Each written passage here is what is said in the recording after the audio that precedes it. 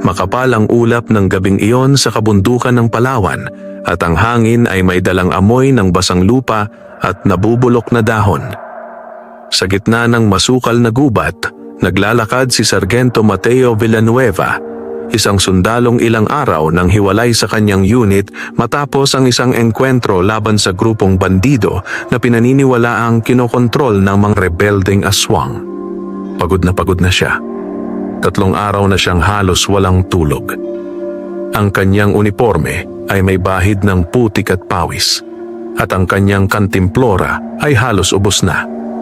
Bawat hakbang niya sa makipot na daan ay may kasamang kaba. Hindi siya takot sa tao, sanay na siya sa putukan.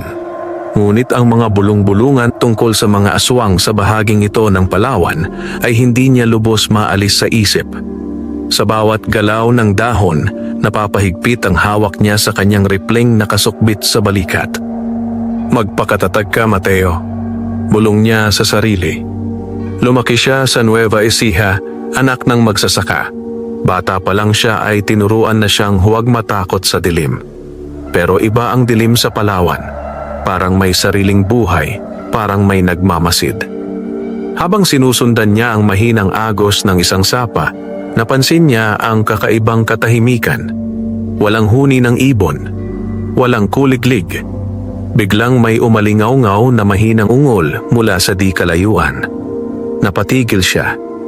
Dahan-dahan niyang itinaas ang kanyang rifle at nakinig. Muli niyang narinig ang ungol. Mahina, masakit, parang may naghihirap. Hindi iyon tunog ng hayop na pamilyar sa kanya. Nag-alinlangan siya sandali. Bilang sundalo, alam niyang delikado ang basta lumapit sa hindi kilala. Pero bilang tao, hindi niya kayang baliwalain ang tunog ng paghihirap. Dahan-dahan siyang lumapit, maingat na inaapakan ang mga tuyong sanga. At doon niya ito nakita. Sa ilalim ng isang malaking balete, may nakahandusay na nilalang. Nanlaki ang mga mata ni Mateo. Hindi yon kabayo. Hindi yon tao. Isang puting tikbalang. Ang katawan nito ay nangingintab sa maputlang liwanag ng buwan na sumisingit sa mga dahon. Mahaba ang muka, parang kabayo, ngunit ang dibdib at balikat ay may hulma ng tao. Ang puting balahibo nito ay marumi at may bahid ng dugo sa bandang tagiliran. At malinaw na malinaw, malaki ang tiyan nito. Buntis. Napaatras si Mateo ng isang hakbang. Mabilis ang tibok ng puso. Lahat ng kwento ng kanyang lola tungkol sa mga nilalang sa gubat ay biglang nagbalikan sa kanyang alaala. Pero ang sumunod na nangyari ang tuluyang nagpahinto sa kanya. Unti-unting nagmulat ng mata ang tikbalang at tumingin ito sa kanya, hindi galit. Nagmakaawa, parang tao. May mahinang ungol itong pinakawalan at bahagyang gumalaw ang katawan, ngunit halatang hindi makabangon. Doon napansin ni Mateo ang isang maitim na sugat sa tagiliran nito. Tila tama ng bala. Baril.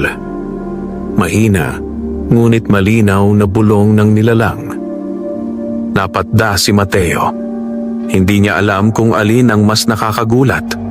Ang makita ang tikbalang o ang marinig itong magsalita. Napahigpit ang hawak niya sa rifle, pero dahan-dahan niya itong ibinaba. May kung anong kumurot sa konsensya niya. Kung kalaban ito, sana umatake na. Pero hindi. Nasasaktan ito. Dahan-dahan siyang lumapit. Inay, hindi kita sasaktan. Mahinang sabi niya. Kahit hindi niya alam kung bakit niya iyon sinabi. Huminga ng mabigat ang tikbalang. Sa malapitan, mas nakita niya ang kalagayan nito. May bakas ng pulbura sa sugat. Bagong tama. May bumaril dito. At biglang pumasok sa isip ni Mateo ang impormasyong natanggap nila bago ang operasyon. May grupong bandido sa bahaging ito na umano'y gumagamit ng mga nilalang sa gubat bilang gabay at panakot sa mga tao. At may mas malala pang tsismis. May mga aswang na sumanib na raw sa ilang miyembro ng grupo. Napatingin siya muli sa tikbalang. Kung totoo iyon, maaring biktima ito. Tahimik siyang lumuhod sa tabi nito at inilabas ang maliit niyang first aid kit. Saglit na nag-alangan ang tikbalang, ngunit nang maramdaman nito ang maingat na paghipo ni Mateo sa sugat, bahagya itong kumalma. Masakit ito, babala niya. Maingat niyang nilinis ang sugat. Nang mapansin niyang malalim ang tama, napailing siya. Mabuti na lang at hindi tumagos. Habang ginagamot niya ang nilalang, napansin niyang unti-unting bumabagal ang paghinga nito. Pagkaraan ng ilang minuto, mahina itong nagsalita. Hindi, katulad nila. Hindi sumagot si Mateo. Tahimik lang siyang nagpatuloy.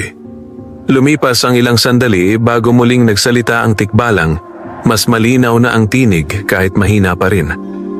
Mga rebeldeng aswang bumaril sa akin. Gusto nila ang anak ko. Nanlamig ang batok ni Mateo. Bakit?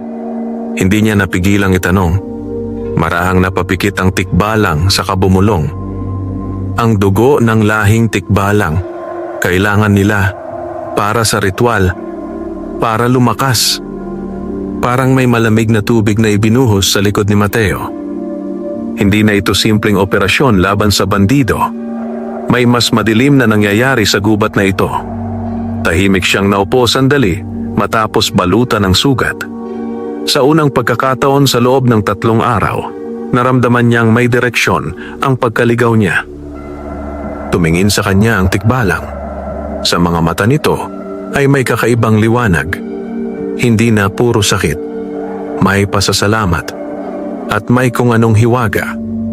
Tinulungan mo ako, tao. Mahina nitong sabi.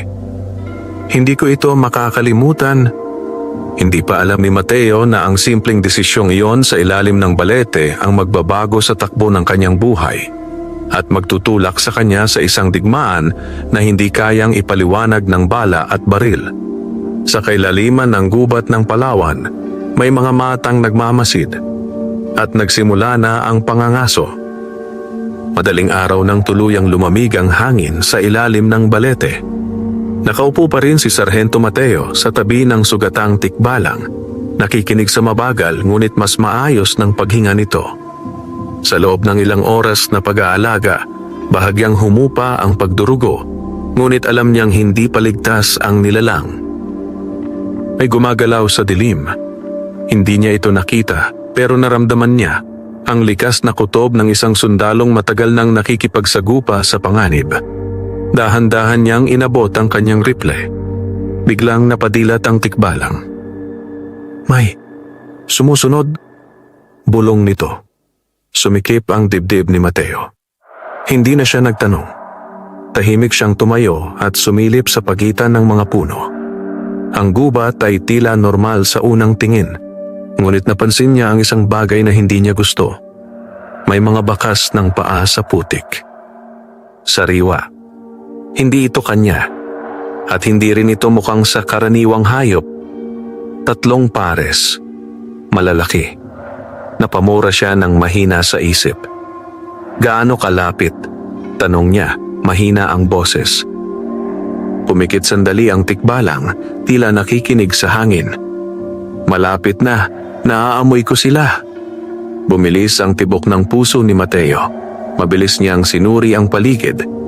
Bukas ang pwesto sa ilalim ng balete. Madaling puntiryahin kung may darating. Hindi sila pwedeng manatili roon. Makakalakad ka ba? Tanong niya. Bahagyang gumalaw ang tikbalang at napangiwi. Hindi pa, pero kaya kong tumayo kung tutulungan mo ako. Huminga ng malalim si Mateo. Hindi niya inakalang darating ang araw na tutulungan niyang tumayo ang isang tikbalang sa gitna ng gubat. Pero ginawa niya. Maingat niyang inalalaya ng balikat ng nilalang. Mabigat ito, ngunit pinilit niyang iangat. Nang tuluyang makatayo ang tikbalang, napansin niyang bahagyang nanginginig ang mga paa nito. May alam akong lungga, sa hilaga. Bulong ng tikbalang. Doon, ligtas sandali. Lead the way, sabi ni Mateo. Mabagal silang kumilos sa masukal na bahagi ng gubat. Bawat hakbang ay may kasamang kirot sa tikbalang at matinding pagbabantay kay Mateo. Ang liwanag ng buwan ay paminsan-minsang nawawala sa kapal ng mga dahon. Habang naglalakad, may napansin si Mateo. Mas lalong tumatahimik ang gubat. Walang ibon. Walang kuliglig. Biglang, may mahinang kaluskos sa likuran nila. Sabay na napalingon si Mateo at ang tikbalang. Wala, pero may amoy na dumating sa hangin, malansa at mapait. Napasinghap ang tikbalang. Sila na. Hindi na nagatubili si Mateo. Bilisan natin. Pinilit nilang pabilisin ang galaw kahit hirap ang tikbalang. Ilang minuto pa ang lumipas nang marating nila ang isang makitid na bahagi ng batuhan. Sa gilid nito ay may nakatagong siwang na halos hindi mapapansin kung hindi mo alam. Diyan, sabi ng tikbalang. Pumasok sila sa loob. Makitid ang bungad pero maluwag sa loob. Parang natural na kuweba. May lumang tuyong damo sa sahig at may mahinang amoy ng lupa at dagta ng puno. Tinulungan ni Mateo na maupo ang tikbalang. Halos kasabay noon. May umaling-aungaw na mahinang yabag sa labas. Napatigil ang paghinga ni Mateo. Isa, dalawa, tatlo. Tatlong nilalang. Mabibigat ang hakbang. Hindi na ito normal na tao. Dahan-dahan niyang inangat ang rifle at pumwesto sa bungad ng kuweba, nakatutok sa dilim. Pagkaraan ng ilang segundo, may anyong gumalaw sa pagitan ng mga puno. Huminto ang puso ni Mateo sa isang saglit. Anino ng tao, pero mali ang galaw. Baluktot. Hindi pantay ang lakad. At nang bahagyang tumama ang liwanag ng buwan sa mukha nito, nakita niya ang hindi dapat makita ng normal na sundalo. Ang mga mata nito ay maputlang dilaw. At ang bibig, may nakausling pangil. Mahina itong suminghot sa hangin. Amoy ko, ang tikbalang. Nanikas si Mateo. Sa likuran niya, mahina ngunit malinaw na nagsalita ang tikbalang. Mga rebeldeng aswang, sila ang bumaril sa akin. Humigpit ang hawak ni Mateo sa rifle. Sa unang pagkakataon mula nang maging sundalo siya, alam niyang ang kaharap niya ay hindi kayang ipaliwanag ng training manual. At nagsisimula pa lang ang bangungot sa gubat ng Palawan. Nanatiling nakapirmi si Mateo sa bungad ng kuweba, halos hindi humihinga. Ang tatlong anino sa labas ay paikot-ikot sa paanan ng batuhan, tila mga asong umuusal ng hangin. Naririnig niya ang mahinang pagsinghot ng mga ito. Hinahanap nila ang tikbalang. At malamang, naamoy na rin siya. Pinilit ni Mateo na pakalmahin ang tibok ng kanyang dibdib. Sa bawat segundo, mas lumalakas ang pakiramdam niyang hindi na simpleng engkwentro ang haharapin niya. Isa sa mga nilalang ang bahagyang lumapit sa siwang ng kuweba. Sumilip. Sa unang pagkakataon, nasilayan ni Mateo nang malinaw ang mukha nito. Mukha itong tao, lalaking nasa 30 taong gulang, may suot pang kupas na unipormeng parang dating rebelde. Ngunit ang balat nito ay maputla at may bahid ng abo, at ang bibig ay bahagyang nakanganga, inilalantad ang mahahabang pangil. At ang mga mata, walang buhay. Bigla itong ngumisi. May kasama kang tao, paos nitong sabi sa dilim. Nanlalamig ang batok ni Mateo. Hindi na siya nagtago. Isang iglap, kinalabit niya ang gatilyo. Umalingaw-ngaw ang putok sa loob ng gubat. Tumilapon paatras ang aswang, ngunit sa ikagugulat ni Mateo, hindi ito tuluyang bumagsak. Saglit itong napaurong, saka muling tumayo. Mas galit, mas mabangis. Hindi sapat ang bala. Bulong ng tikbalang sa likuran niya. Napamura si Mateo sa isip. Lumapit na ang dalawa pang kasama ng nilalang. Ngayon ay tatlo silang nakaharap sa bungad ng kuweba, dahan-dahang pumapaligid. "Isuko mo ang tikbalang sundalo," paungol na sabi ng isa. "Hindi ka namin gagalawin." Hindi sumagot si Mateo. Bagkus, mabilis niyang sinuri ang magasin ng rifle. Kulang ang bala para sa mahabang laban. Sa likuran niya, naramdaman niyang gumalaw ang tikbalang. "Mateo." Mahina nitong tawag. Saglit siyang napalingon. Nagulat siya sa nakita.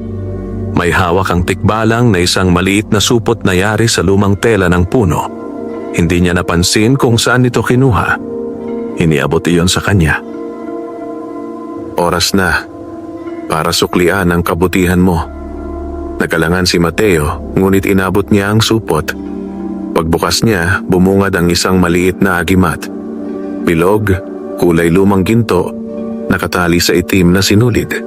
May mga ukit itong hindi niya mabasa, ngunit tila kumikislap sa mahinang liwanag. "Isuot mo," sabi ng tikbalang, hirap ang boses. "Habang hawak mo iyan, hindi ka tatablan ng bala at mahihirapan silang lapitan ka." Nanlaki ang mga mata ni Mateo. Bilang sundalo, hindi siya madaling maniwala sa hiwaga. Pero sa gabing iyon, wala nang normal. Wala na ring oras para magduda. Mabilis niyang isinabit ang agimat sa kanyang leeg. Sa mismong sandaling dumikit ito sa kanyang balat. May kakaibang init na kumalat sa kanyang dibdib. Parang may dumaloy na lakas sa kanyang mga ugat. Sa labas, biglang napaatras ang tatlong aswang. Suminghal ang isa. May proteksyon siya. Ngumisi si Mateo ng bahagya. Mas humigpit ang hawak niya sa rifle. "Lumayo kayo," malamig niyang sabi. Ngunit sa halip na umatras, biglang nag-anyong handa ang tatlong nilalang. At sabay-sabay silang sumugod. Sunod-sunod ang putok ni Mateo. Isa, dalawa, tatlo. Tumama ang mga bala, ngunit hindi sapat para agad mapabagsak ang mga aswang. Mabilis ang galaw ng mga ito, paalon-alon sa pagitan ng mga puno. Ngunit may napansin si Mateo. Sa tuwing lalapit ang isa sa kanya, bigla itong napapaurong. Parang may di nakikitang pader. Gumana ang agimat. Mas lumakas ang loob ni Mateo. Isang malakas na sigaw ang pinakawalan ng pinakamalaki sa mga aswang. "Umatras muna!" utos nito. Sa loob ng ilang segundo, naglaho ang tatlong nilalang sa dilim ng gubat.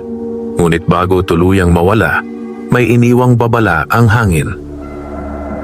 "Babalikan ka namin, sundalo." Unti-unting bumalik ang katahimikan. Pero alam ni Mateo, hindi ito ang katapusan. Dahan-dahan siyang napabuntong hininga at napasandal sa bato. Ngayon lang niya naramdaman ang panginginig ng kanyang mga kamay.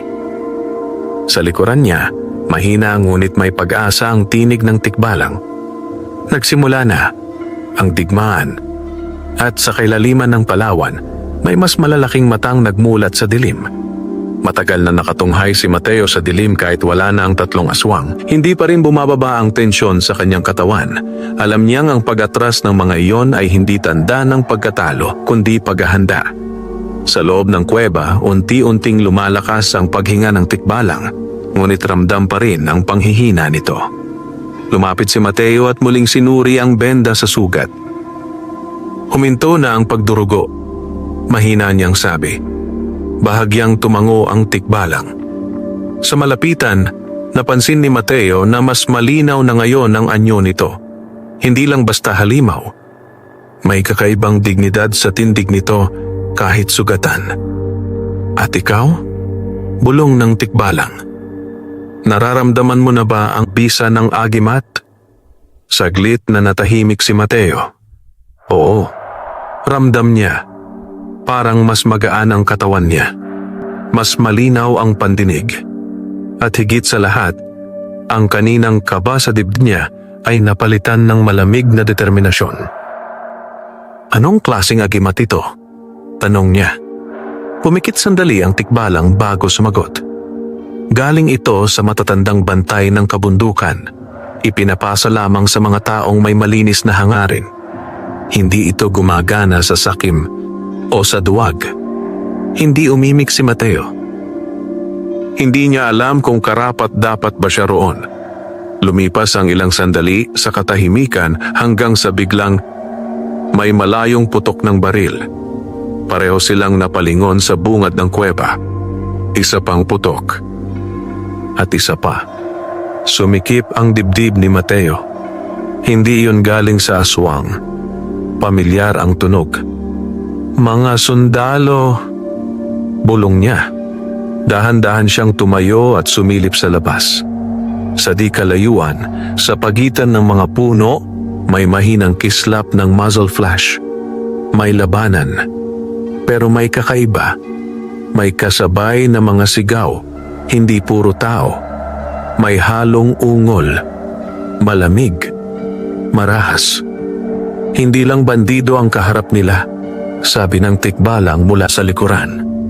Humigpit ang panga ni Mateo.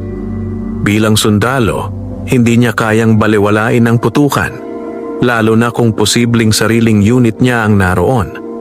Pero napatingin siya sa tikbalang. Sugatan pa. At buntis.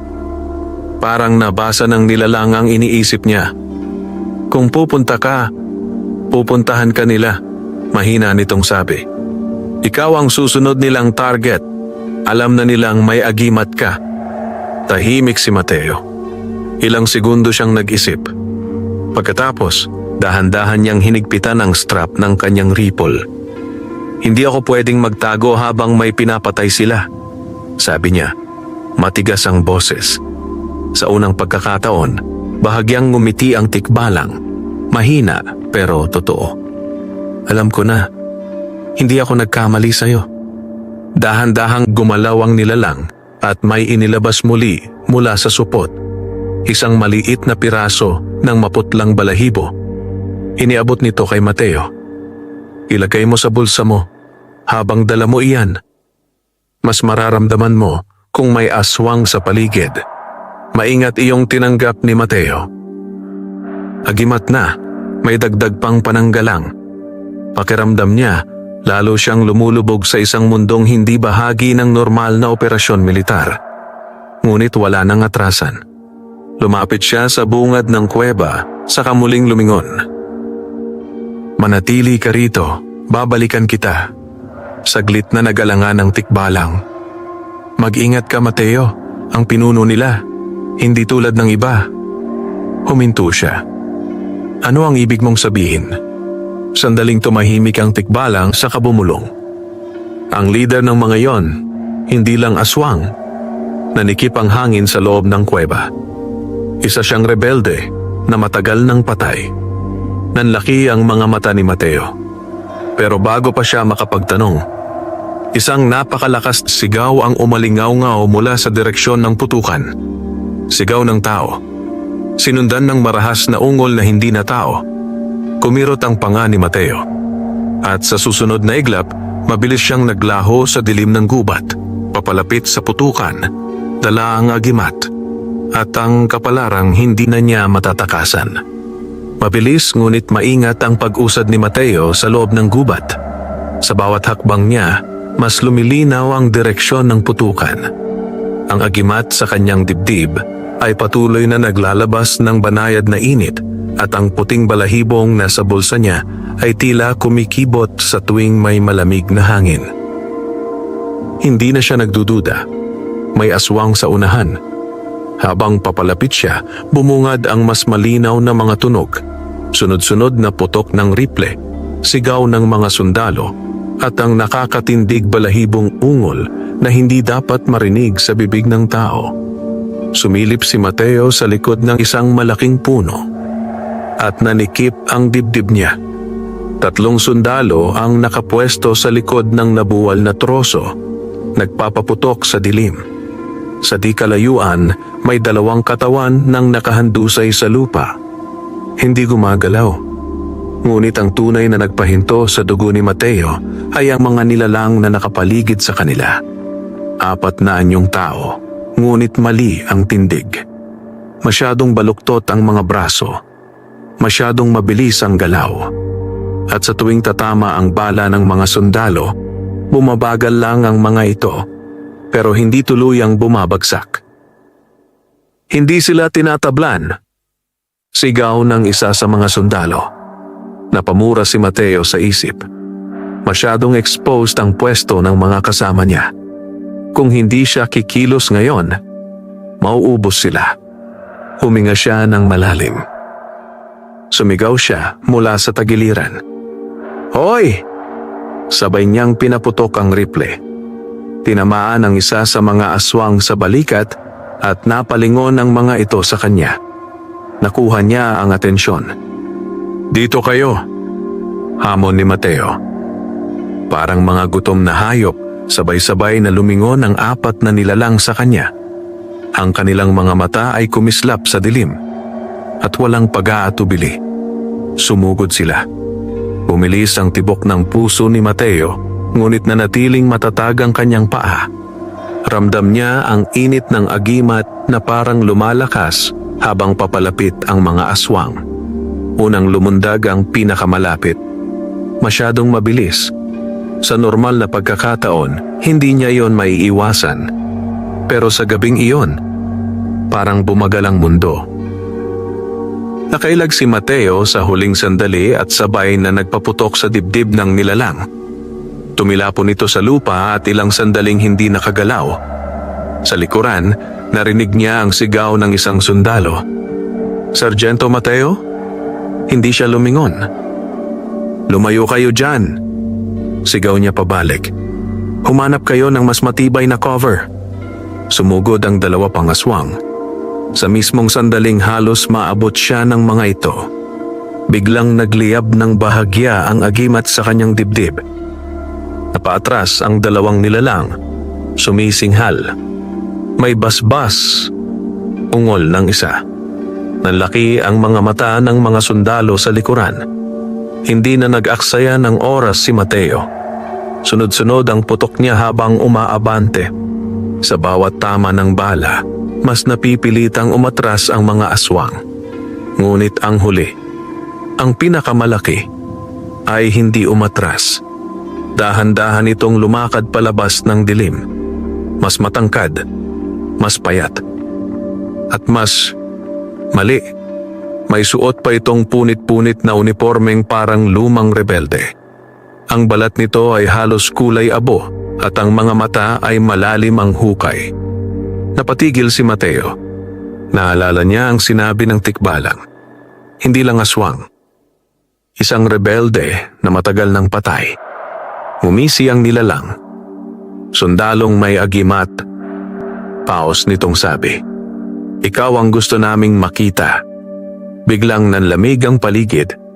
Kahit ang ibang aswang ay tila umatras ng bahagya. Parang may respeto o takot sa bagong dating. Humigpit ang hawak ni Mateo sa rifle. "Lumayo ka sa mga tao ko," malamig niyang sabi. Bahagyang tumawa ang nilalang. Isang tunog na walang buhay. Hindi na ito tungkol sa kanila.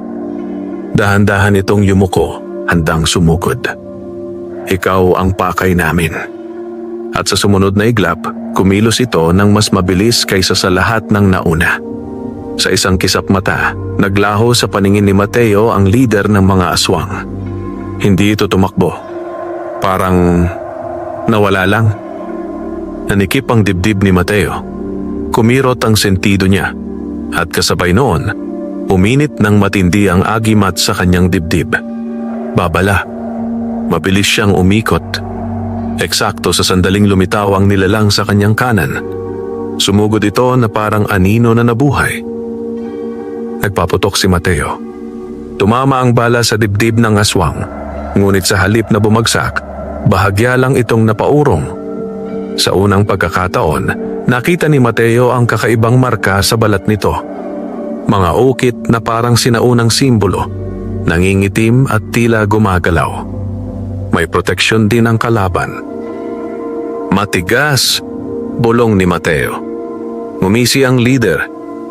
Akala mo, ikaw lang ang may basbas? Sumugod muli ito. Sa pagkakataong iyon, halos hindi nakareact si Mateo. Isang matalim na kuko ang dumaan sa kanyang manggas. Napunit ang tela, ngunit nang dapuan ng balat niya, parang may tumulak sa kamay ng nilalang. Bigla itong napaatras. Suminghal. Ang agimat.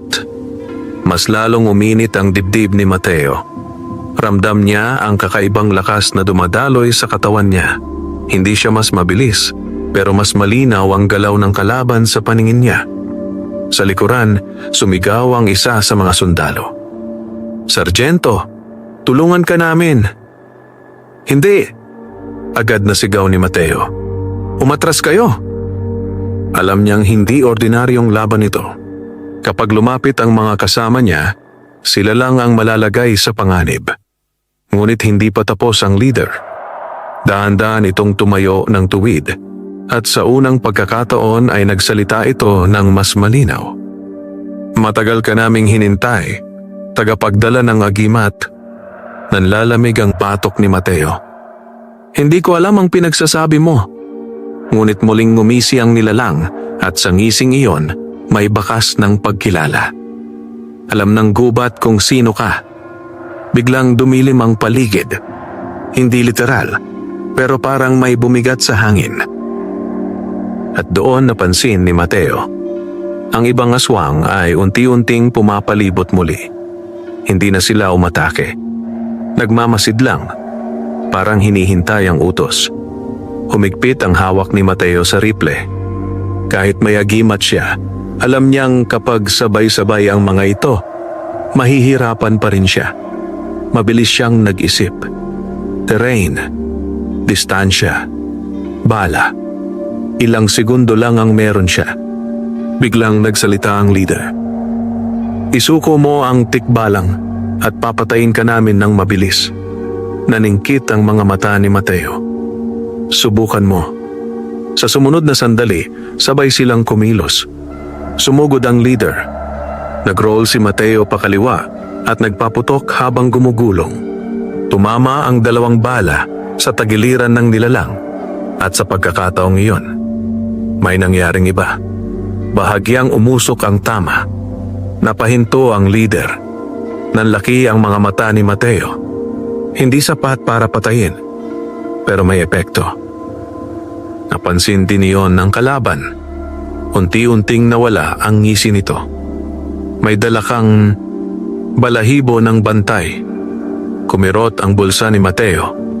Ang puting balahibo ng tikbalang. Biglang nag-iba ang timpla ng laban. Sa unang pagkakataon, ang leader ng mga aswang ang nag-alinlangan.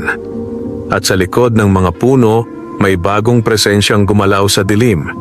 Isang malamig na puwersang mas matanda pa sa mga nilalang na nasa harapan ni Mateo.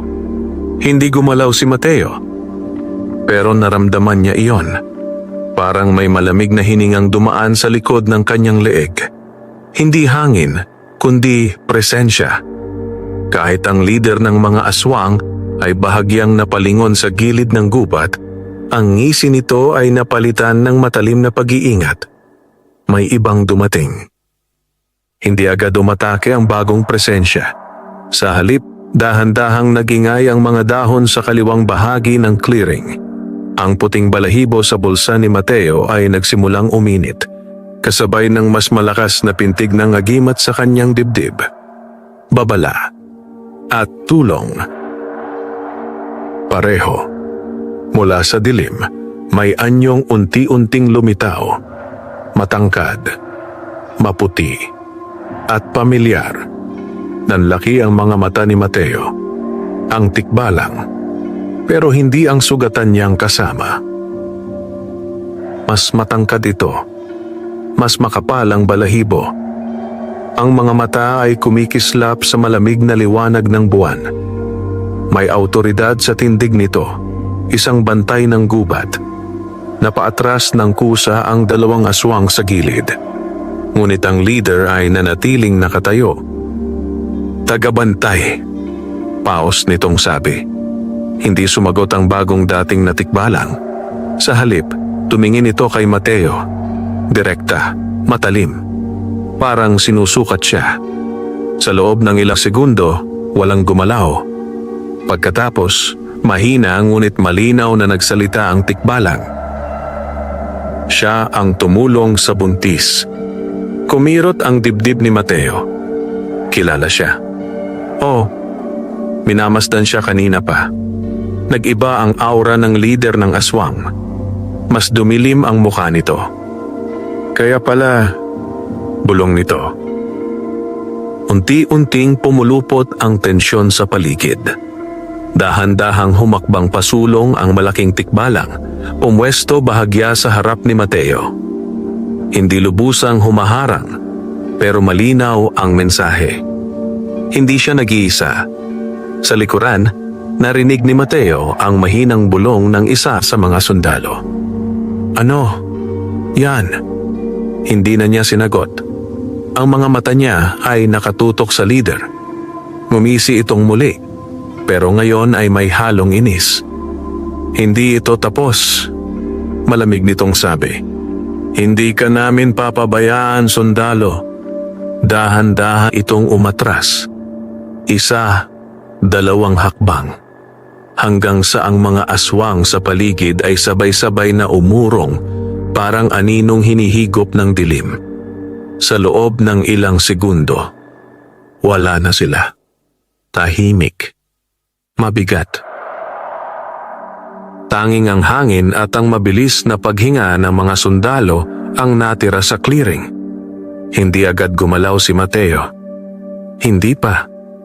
Pagkaraan ng ilang sandali, dahan-dahan siyang lumingon sa tikbalang sa kanyang tabi.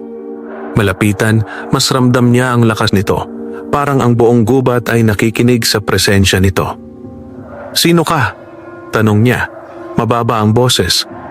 Sumagot ang nilalang matapos ang maikling katahimikan. Ako ang isa sa mga bantay ng lahi namin. Huminga ng malalim si Mateo. Sinusundan ba nila kayo dahil sa sanggol? Bahagyang tumango ang tikbalang. Hindi lang dahil doon, may hinahanap sila. At ikaw ay bahagi na ngayon ng hinahanap na iyon. Nanikip ang panga ni Mateo. Bago pa siya makapagtanong muli, may mahinang ungol na nanggaling sa likod. Isa sa mga sugatang sundalo ang bumagsak sa tuhod. Mabilis na kumilos si Mateo, lumapit at sinuri ang sugat. Malalim, at may kakaibang pamumutla ang balat sa paligid nito. Nanlamig ang batok niya. Hindi ito normal na sugat. Dahan-dahang nagsalita ang bantay na tikbalang sa likuran niya. Hindi lang sila kumakagat. Tumigil ang kamay ni Mateo. Naglilihi rin sila ng lason. At sa unang pagkakataon mula nang magsimula ang gabi, may pumasok na bagong takot sa isip ni Mateo. Isang laban na hindi kayang solusyonan ng bala at maaaring nagsisimula pa lang kumalat. Nanigas ang kamay ni Mateo sa ibabaw ng sugat ng sundalo. Hindi normal ang kulay ng balat sa paligid ng hiwa. May maitim na ugat na tila unti-unting gumagapang palabas mula sa sugat. Mabagal, pero gumagalaw. Gaano na siya katagal na nasugatan? Mabilis na tanong ni Mateo sa mga kasama. Nasa 10 minuto pa lang, Sarge. Sagot ng isang sundalo, hingal at nanginginig pa. Napamura si Mateo sa isip. Masyadong mabilis ang reaksyon ng lason. Biglang nagsalita ang bantay na tikbalang sa likuran niya. Mababa ngunit malinaw ang boses. Kung hindi maagapan, bago mag-umaga, magbabago siya. Nanlamig ang sikmura ni Mateo. Magbabago? Paano? Saglit na tumahimik ang tikbalang bago sumagot. Magiging isa sa kanila. Parang binuhusan ng yelo ang buong katawan ni Mateo. Sa harap niya nagsimulang manginig ang sugatang sundalo. Namumutla ang labi nito at ang paghinga ay pabigat ng pabigat. Sir, nahihilo ako, bulong nito. Mabilis na kumilos si Mateo. Inilabas niya ang field kit, ngunit kahit siya alam, walang standard na lunas ang militar para sa ganitong klase ng lason. Pero may naalala siya. Ang kuweba. ang buntis na tikbalang. Bigla siyang napalingon sa bantay. May paraan ba? Mariin niyang tanong. Hindi agad sumagot ang tikbalang. Tumingin ito sa sugatang sundalo, saka muling bumaling kay Mateo. May isa, pero kailangan nating magmadali. Tumayo agad si Mateo. Saan? Sa lungga kung saan mo iniwan ang buntis. Hindi na siya nagtanong pa. Mabilis siyang lumingon sa mga sundalo. Bubuhatin natin siya. Ngayon na. Walang umangal. Sa loob ng ilang segundo, inayos nila ang improvised na buhat at nagsimulang kumilos pabalik sa direksyon ng kuweba. Ang bantay na tikbalang ang nanguna. Mabilis ngunit tahimik ang galaw nito sa pagitan ng mga puno. Habang tumatakbo, mas nararamdaman ni Mateo ang init ng agimat. Mas lumalakas. Parang may paparating. Bilis! Utos niya. Sa likuran, narinig niya ang ungol ng sugatang sundalo. Mas malalim na ngayon, mas magaspang. Hindi niya nagustuhan yon. Pagkaraan ng ilang minutong mabilis na pag-usad, bumungad ang batuhan kung saan nakatago ang kuweba. Naunang pumasok ang bantay. Sumunod si Mateo at ang mga sundalo. At sa loob, nandoon pa ang buntis na tikbalang, nakahiga ngunit gising na. Nang makita nito ang kalagayan ng sundalo, agad itong nag-angat ng ulo. Huli na ba? Mahina nitong tanong. Hindi pa, sagot ng bantay. Pero malapit na. Mabilis na inilapag ni Mateo ang sundalo sa tuyong damo. Anong gagawin? Tanong niya, hindi na itinatago ang bigat sa boses. Nagtinginan ang dalawang tikbalang, parang may tahimik na pag-uusap sa pagitan nila. Pagkatapos, dahan-dahang nagsalita ang buntis. May dugo sa lahi namin na kayang pumigil sa unang yugto ng lason. Napasinghap ang isang sundalo sa likuran. Pero, dugtong ng bantay. Kapalit nito, matutunton nila tayo. Napatigil si Mateo. Gaano kabilis? Sumagot ang buntis, mahina ngunit tiyak. Bago sumikat ang araw, darating sila. Tahimik ang kuweba. Mabigat. Pagkatapos, tumingin si Mateo sa sugatang sundalo, na ngayon ay nanginginig na ang buong katawan. Wala na siyang pagpipilian. Gawin ninyo. Nagkatinginan muli ang dalawang tikbalang. At sa loob ng kuweba sa kailaliman ng Palawan, nagsimula ang isang ritual na siguradong maglalapit sa kanila sa mas malaking panganib. Lumalim ang katahimikan sa loob ng kuweba. Tanging ang mabigat na paghinga ng sugatang sundalo ang maririnig. Paunti-unting nagiging magaspang, halos may halong ungol. Sa mahinang liwanag na sumisingit mula sa bungad, nakita ni Mateo ang paggalaw ng maiitim na ugat sa leeg ng kawal. Umuusad ang lason. Mabilis na kumilos ang buntis na tikbalang. Sa kabila ng sugat nito, pilit itong umupo ng tuwid. Ang bantay ay pumwesto sa likod nito, tila nagbibigay lakas. Mateo! Mahina ngunit malinaw ang tawag ng buntis. Lumapit siya agad. Ano ang kailangan? Kapag nagsimula na, huwag ninyo akong gagalawin, sabi nito. At anuman ang marinig ninyo, manatili kayong kalmado. Hindi niya alam kung bakit, pero lalo lang bumigat ang pakiramdam niya sa bilin na iyon. Tumango siya. Sige. Huminga ng malalim ang buntis na tikbalang, saka dahan-dahang inilapit ang kamay nitong may makapal na puting balahibo sa sugat ng sundalo. Sa unang dampi pa lang, biglang nanginig ang buong katawan ng kawal. Napatras ang isa sa mga sundalo sa likuran. Sarge? Tahimik, maring sabi ni Mateo, kahit ramdam niyang kumakabog na ang dibdib niya. Unti-unting nagsimulang lumiwanag ang palad ng tikbalang. Mahina sa una, parang baga sa ilalim ng abo. Hanggang sa maging malinaw na maputlang sinag. Kasabay noon, Umalingaw-ngaw sa loob ng kuweba ang isang mababang ungol mula sa sugatang sundalo. Hindi na yon normal. Parang may dalawang boses na nagsasabay sa lalamunan nito. Nanlamig ang batok ni Mateo.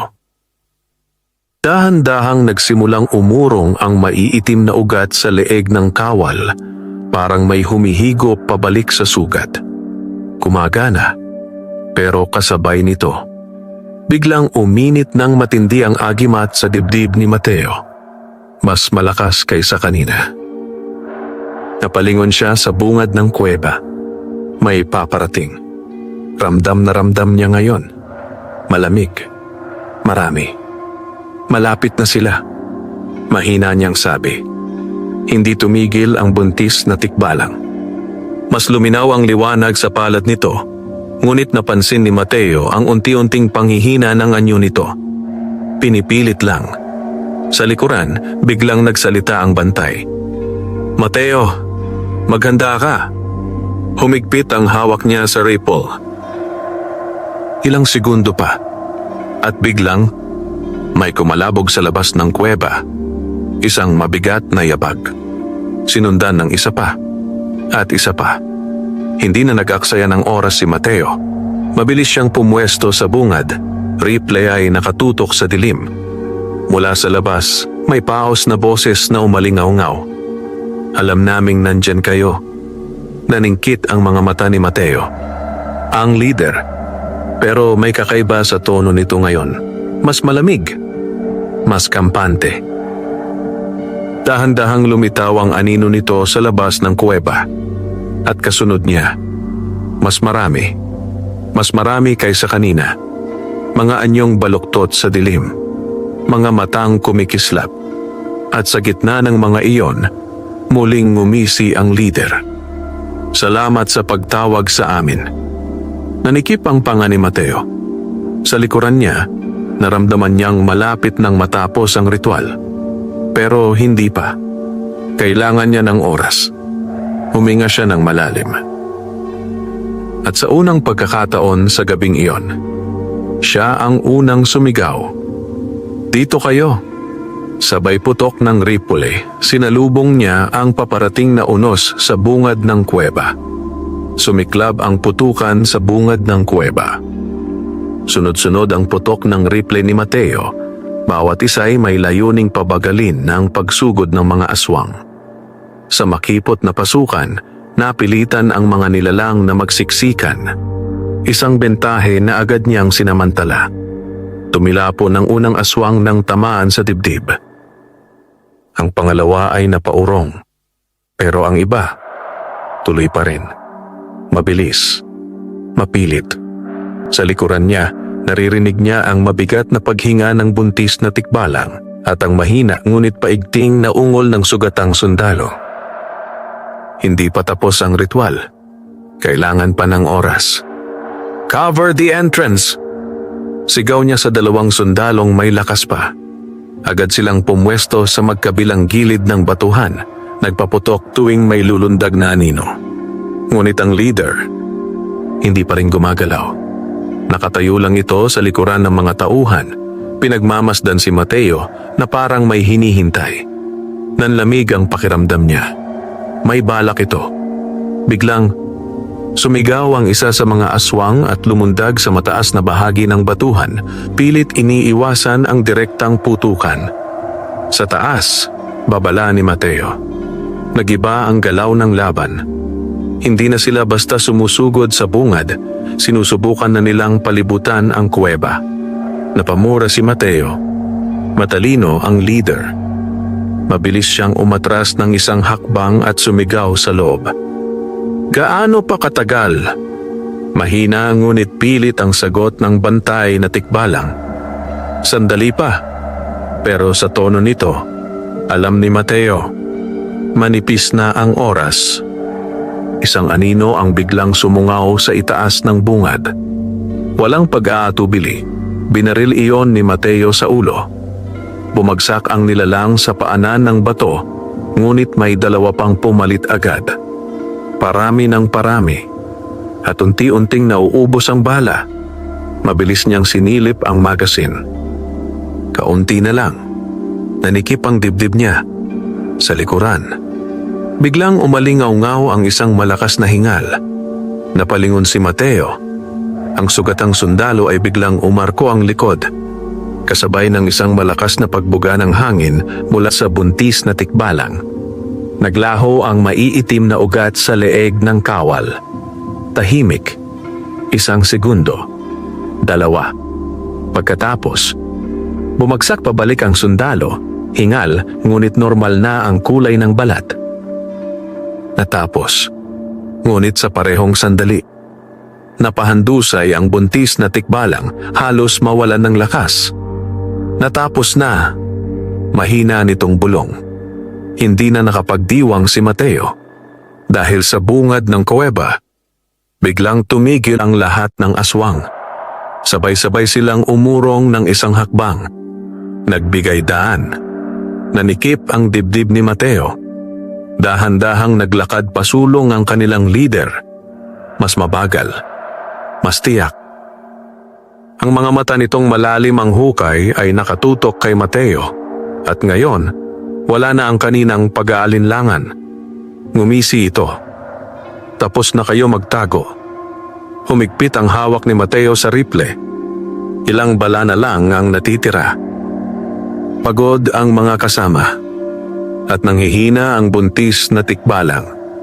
Ngunit hindi siya umurong.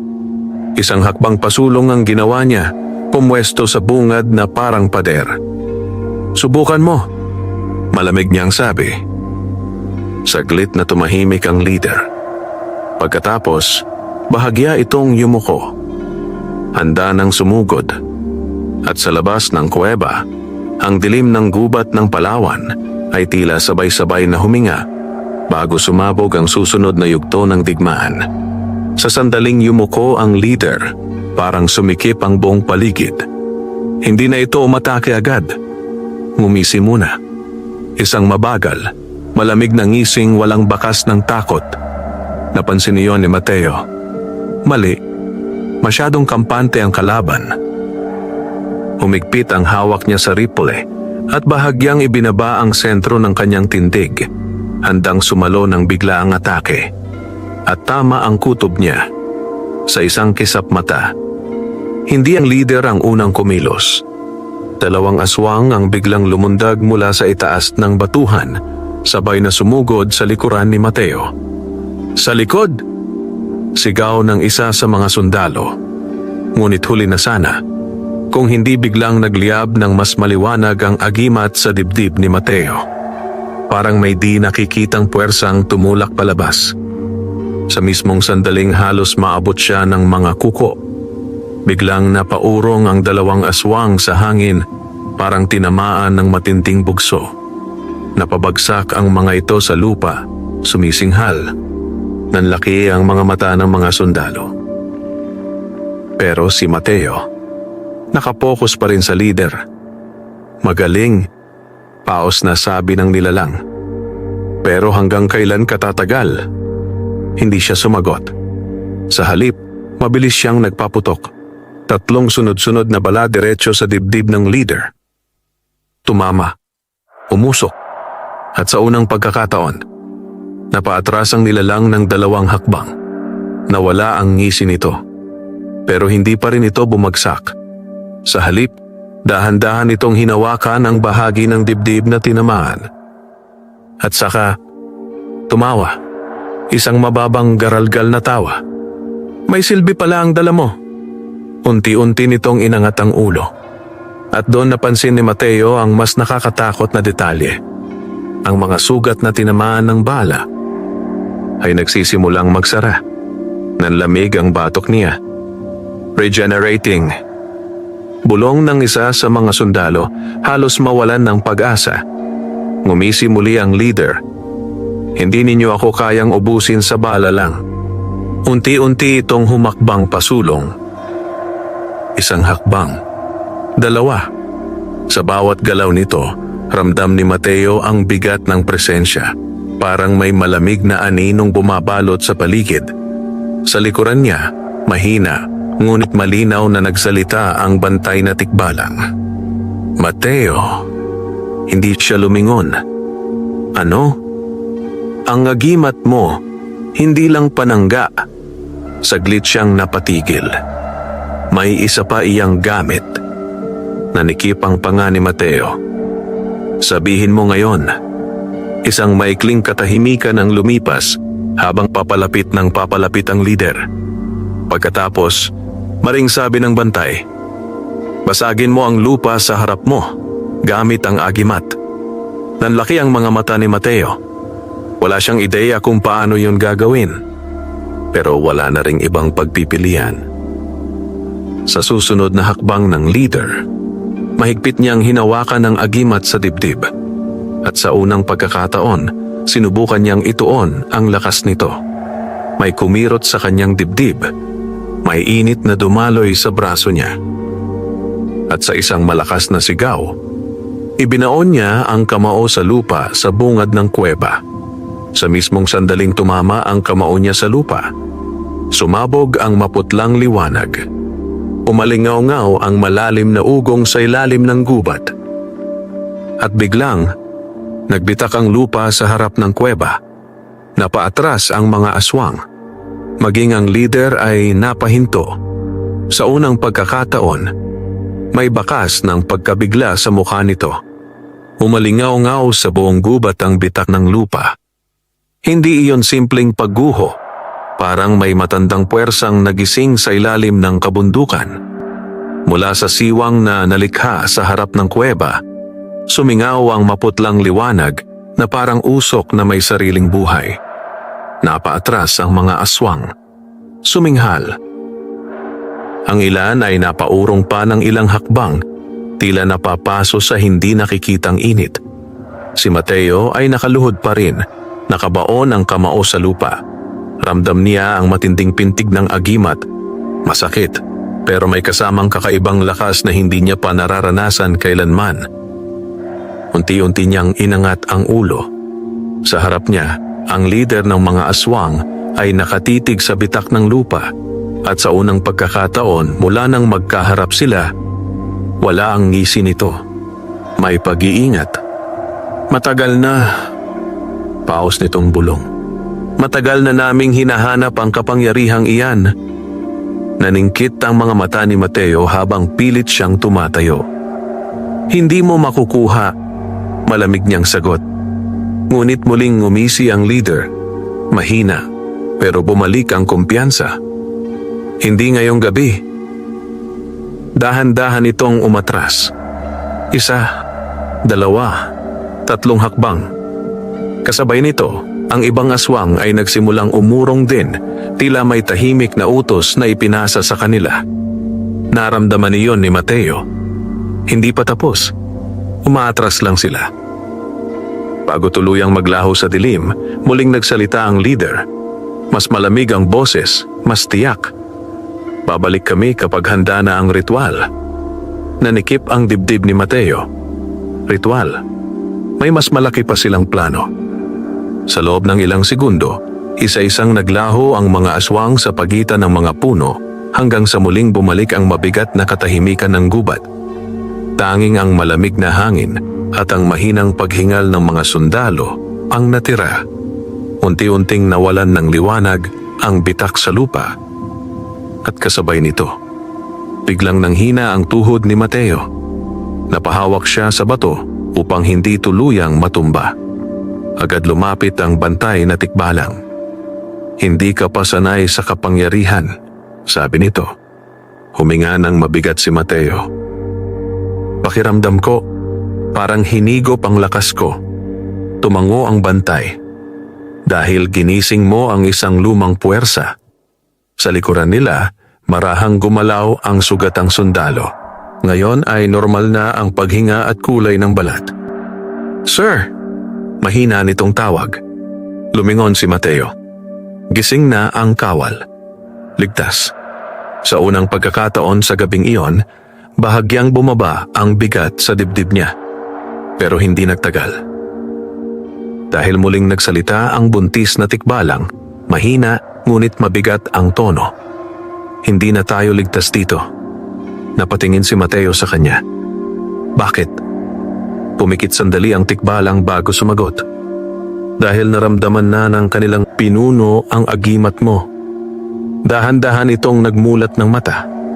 At ngayon, ikaw na ang sentro ng kanilang pangangaso. Sa labas ng kuweba, muling gumalaw ang hangin ng kagubatan, parang may mas malaking aninong nagising sa kailaliman ng Palawan. Hindi agad nakapagsalita si Mateo. Ang bigat ng sinabi ng tikbalang ay tila mas mabigat pa sa pagod na nararamdaman niya. Dahan-dahan siyang napaupo sa isang bato sa loob ng kuweba, pilit inaayos ang paghinga habang ang init ng agimat sa kanyang dibdib ay unti-unting humuhupa. Pero hindi nawawala. Nananatili. Parang paalala. Sa likuran niya, nagsimulang makabangon ang sundalong naligtas. May panghihina pa sa galaw nito, pero malinaw na wala na ang itim na ugat sa balat. Sir, ako ba'y mahina nitong tanong? Lumapit si Mateo at sinuri siya. Normal ang pulso. Normal ang mata. Ligtas ka, sabi niya. Kitang-kita ang ginhawa sa mukha ng mga kasamahan nila, ngunit hindi nagtagal ang katahimikan. Dahil nagsalita muli ang bantay na tikbalang. Kailangan na nating umalis bago tuluyang sumikat ang araw. Napatingin si Mateo. Akala ko mas mahina sila sa liwanag. Mahina, sagot ng bantay. Pero hindi na sila basta sumusunod sa dating batas. Naningkit ang mga mata ni Mateo. Dahil sa ritual, bahagyang tumango ang tikbalang. May binabago sila sa sarili nilang kalikasan. Unti-unti nilang tinatanggal ang mga limitasyon. Nanlamig ang batok niya. Kung totoo iyon, lalong lalala ang laban. Huminga siya ng malalim at tumayo. Saan tayo pupunta? Saglit na nag-isip ang bantay bago sumagot. May isang lugar sa mas malalim na bahagi ng gubat. Doon nakatago ang lumang santuwaryo ng mga bantay. Napakunot ang noo ni Mateo. Santuwaryo? Tumango ang tikbalang. Doon ka maaaring matutong gamitin ng buo ang agimat. Tahimik si Mateo. Alam niyang kailangan niya iyon. Kung ang nakita niya kanina ay simula pa lang ng tunay na laban, hindi sapat ang kaalaman niya ngayon. Mabilis siyang lumingon sa mga sundalo. Kaya pa ba ninyong maglakad? Tumango ang dalawa. Kaya pa, Sarge. Hindi namin kayo iiwan. Saglit siyang napatitik sa kanila, saka marahang tumango. Mananatili tayong magkakasama. Sa sulok ng kuweba, pilit na ring tumayo ang buntis na tikbalang. Mas mahina ito ngayon, pero may kakaibang determinasyon sa mga mata. Ako ang mangunguna sa landas, mahina nitong sabi. Sigurado ka? Tanong ni Mateo. Wala tayong ibang oras. Tahimik ang grupo habang naghahanda. Pagkalipas ng ilang sandali, isa-isa silang lumabas ng kuweba. Ang langit sa silangan ay nagsisimula ng mamutla. Papalapit na ang bukang liwayway. Ngunit habang naglalakad sila palayo sa batuhan, biglang uminit muli ang agimat sa dibdib ni Mateo. Mas mahinang init kaysa kanina, pero malinaw. May sumusunod. Dahan-dahan siyang napalingon sa likuran. Sa pagitan ng mga punong nababalutan ng hamog, may isang aninong sandaling gumalaw. Napakabilis para masiguro, pero sapat para manigas ang batok niya. Hindi pa tapos ang pangangaso. At sa mas malalim na bahagi ng gubat ng Palawan, may mas matandang lihim na naghihintay sa kanilang pagdating. Hindi nagsalita si Mateo tungkol sa aninong nakita niya. Pero bumilis ang kanyang hakbang. Ramdam niya ang banayad, ngunit paulit-ulit na pintig ng agimat. Parang kumpas ng babala sa bawat ilang segundo. Sa paligid nila, ang gubat ng Palawan ay unti-unti nang nagigising sa pagdating ng umaga. May iilang ibong nag-ingay sa malayo, at ang manipis na hamog ay gumagapang sa pagitan ng mga puno. Ngunit sa kabila ng liwanag na papasikat, hindi nawawala ang pakiramdam ng panganib. Nangunguna ang buntis na tikbalang. Mabagal ngunit tiyak ang hakbang kahit halatang nanghihina pa. Ang bantay ay nasa likuran, tahimik na nagmamasid sa bawat galaw ng paligid. Ang dalawang sundalo naman ay maingat na sumusunod kay Mateo, kapwa tahimik, kapwa alerto. Ilang minuto silang naglakad sa mas masukal na bahagi ng gubat nang biglang huminto ang buntis. Agad na pahinto si Mateo. Ano yon? Hindi agad sumagot ang tikbalang. Bahagya itong yumuko, tila nakikinig sa lupa. Pagkatapos, hindi sila, pero may gumagalaw sa unahan. Humigpit ang hawak ni Mateo sa rifle. Hayop? Dahan-dahang umiling ang bantay sa likuran. Hindi. Naging mas mabigat ang hangin. Mabilis na pumwesto si Mateo sa harapan ng grupo, dahan-dahang sumusulong habang sinusuri ang pagitan ng mga puno. Sa unahan, may makapal na kumpol ng damo at mabababang sanga na tila may dinaanan kamakailan. May bakas, yapak, pero kakaiba. Hindi paa ng tao, hindi rin kuko ng aswang. Parang hinila. Biglang nagsalita ang sugatang sundalo, mahina ang boses. Sarge, may amoy. Huminto si Mateo. Anong amoy? Parang bulok na dagat. Nanlamig ang batok ng bantay na tikbalang. Tumabi kayo. Sa isang iglap, mabilis itong pumwesto sa harap ni Mateo. At sa mismong sandaling iyon, may malakas na kaluskos sa makapal na damuhan. Sumabog palabas ang isang anyo. Napaatras ang dalawang sundalo. Nanlaki ang mga mata ni Mateo. Hindi iyon aswang. Hindi rin tikbalang. Isa itong nilalang na parang pinaghalong tao at dambuhalang butiki. Maputla ang balat, basa ang itsura, at ang mga mata ay kulay mapusyaw na berde. Ang bibig nito ay puno ng matutulis na ngipin na parang sa isda. At ang pinaka nakakabahala, may nakabaong lumang kwintas sa leeg nito. Kwintas na kahawig ng suot ng mga rebeldeng aswang. Suminghal ang nilalang. Na, hanap kayo. Nanigas ang buong grupo. Mahina, ngunit mariing bulong ng bantay na tikbalang. Hindi lang sila ang gumagalaw sa gubat. Humigpit ang hawak ni Mateo sa rifle. Mukhang mas lumalaki ang mundong kinakaharap nila. At mas dumarami ang kalaban sa kailaliman ng Palawan.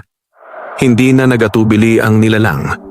Sa isang marahas na galaw, sumugod ito palabas ng damuhan, mabilis para sa laki nito. Ang lupa ay halos manginig sa bigat ng bawat hakbang. Contact! Sigaw ni Mateo. Sabay-sabay silang nagpaputok. Tumama ang unang mga bala sa dibdib ng nilalang. Umalingaw-ngaw ang basang tunog ng tama. Ngunit sa halip na bumagsak, lalo lang itong nagngalit. Ang mapusyaw na berdeng mga mata nito ay kumislap sa gutom. Hindi sapat ang bala. Babala ng bantay na tikbalang. Napaatras si Mateo ng kalahating hakbang. Mabilis na nag-adjust ng pwesto. Napansin niya agad. Iba ang galaw nito kumpara sa mga aswang. Mas mabigat. Mas matibay. Pero mas mabagal. Target the legs! Utos niya. Agad sumunod ang dalawang sundalo. Sunod-sunod na putok sa ibabang bahagi ng nilalang. Sa pagkakataong iyon, tumama. Napaurong ang halimaw at bahagyang natisod, kumayod ang mga kuko sa lupa. Suminghal ito ng malakas. Mga bantay, karalgal nitong ungol. Naningkit ang mga mata ni Mateo. Nakakapagsalita at malinaw. Kontrolado ito. Biglang uminit ang agimat sa dibdib niya. Hindi tulad ng babala kanina. Mas matalim. Mas agresibo. Parang nagtutulak. Hindi na siya nag-isip pa. Mahigpit niyang hinawakan ang agimat at sumugod ng dalawang hakbang pasulong. Mateo! Babala ng bantay. Pero huli na. Sa mismong sandaling lumundag muli ang nilalang.